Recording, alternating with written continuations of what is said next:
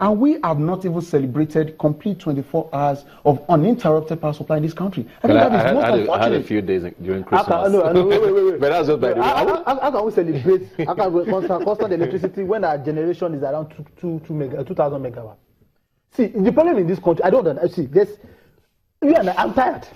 No, I'll be sincere with you. I am tired. He's talking about let's plead. Plead with who? The government. We cannot plead with them. We voted them into power. See, that is the problem with Nigerians are having. You don't plead with this. You demand for it. You don't plead. You voted for. You give them the power. You don't plead. And if they. So how do you demand? See, we signed a social contract. So by giving our power to them. Now that you demand and they don't deliver, what then happens? Now that you demand and they don't deliver. Normal thing. See, we are on national TV. But what I'm going to say is, if you demand and they don't deliver, there are procedures that you take. There are procedures you take. Because you and I cannot start, we cannot keep sitting down idle. See, he's talking about power generation. The same country, that's what was budgeted, over millions of naira, hundreds of millions were budgeted to fuel generator. I just want to, talking about this demand, because I'm interested in that, because a lot of people have been saying on social media that has been Nigeria's biggest problem, the fact that we don't demand enough from government. So how do we make these demands now? What do we do to hold government accountable, to make sure, like he said, if they make these social contracts with us, they make promises in campaigns and say, okay, by the end of 2016, you have 5,000 megawatts. At the end of 2016, we of course didn't hit that. What should Nigerians do? And taking proactive actions. Can Nigerians push for like impeachment? I'm not saying the president should be impeached, but are there legal ways that we can go around these things to work? This thing is very simple, and that's exactly why I'm actually pleading with people who are in authority to actually do what they should do.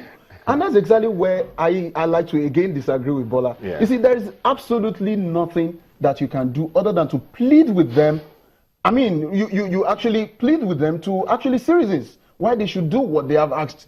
I mean, why they have asked you to vote for them. I mean, and if they have not done anything, there is always another chance. 2019 Elections is very close.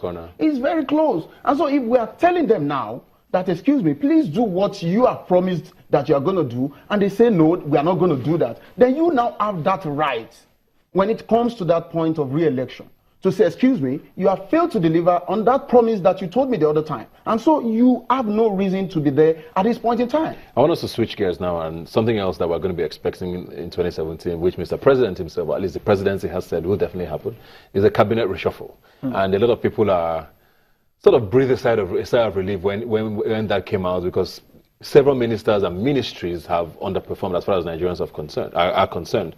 And but knowing this president and the presidency and the pace with which they pursue these things, we don't know if it's going to happen next week or it could be July. Since that 2017 is just starting, because no time frame in particular was given. We just heard there will be reshuffle in 2017, so we don't know how soon that's going to happen. But whenever it happens, what are some of the ministries you want to see a change in? Well, that's first. I want to see Babatunde Fashola, the former governor of Lagos State. The three ministries under his case, they're too much. I want to see it reduced. Let him face one ministry, which is very important. I believe the Minister of Finance is a very incompetent individual, and I'm not sorry to say. And I feel that we should have someone who has, apart from competency, also has the intellectual. Do you think Nigeria would not have gone into a recession if someone else was there? I think she contributed to it. It's also important that we have a change of. The CBN governor is not a toy car. The CBN governor is a governor on his own. And if you have a CBN governor that can openly be manipulated, you have the usual thing we have in Nigeria now. When tomorrow you sell dollars to BDC, tomorrow you don't sell. A lot of policies from assault. You still keep having those errors. And I think also we want to see the agriculture minister. I don't know what he's doing. We started importing grass. Agric has been We're importing grass from Brazil. What is he doing? Performed in 2016. Performed? What did he do? Let's ask ourselves the honest question. Honest truth. Let's ask ourselves questions. Jamil, what did he do? He didn't do anything. He didn't. See, the problem is this: when they come up and they open they do 2 or 3 commissions, they bring cameras, and we feel they've not done anything. Even the Minister and the Environment also. Clean Ogoni was launched last year. Nothing has been done there. Let's move on to Wale. Let's actually leave that. I want us to go to something else. Let's end on a sort of an okay note and talk about this Sambisa before we take our break now. And Mr. President has invited members of the Bumaka Girls group to visit, to take a tour of the dreaded Sambisa forest, which was the last stronghold of Boko Haram. And there's been quite a controversy around it as to whether it's actually safe enough to visit and all of that. I mean, shouldn't that be a good sign of things to come? Well, I'm actually pleading with the BBC people. I mean, bring back our girls campaign people not to visit at this point in time.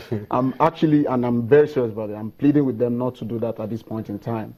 Except but the president said it's been reclaimed. Right? No, except the president. Let the president visit now.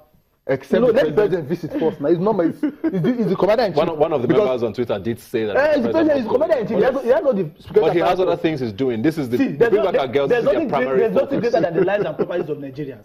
Those girls and others that have been kidnapped, they are Nigerians.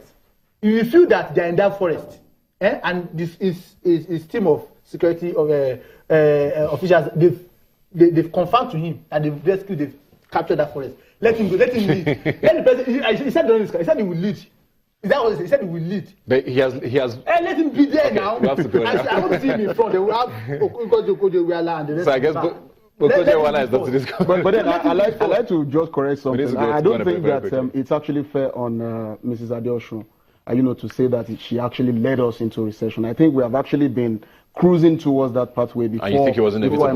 And then it's actually not. I want to believe, yes, and she's not the only policy contributor. Okay, we need to go on a break now. Thank you very much. Thank you very much, Wale. Thank you very much. We will continue the conversation away from the screen. I know Nigeria gets us very passionate, but we'll have to take a break now. And when we come back, our discussion, of course, here will continue. Please stay with us.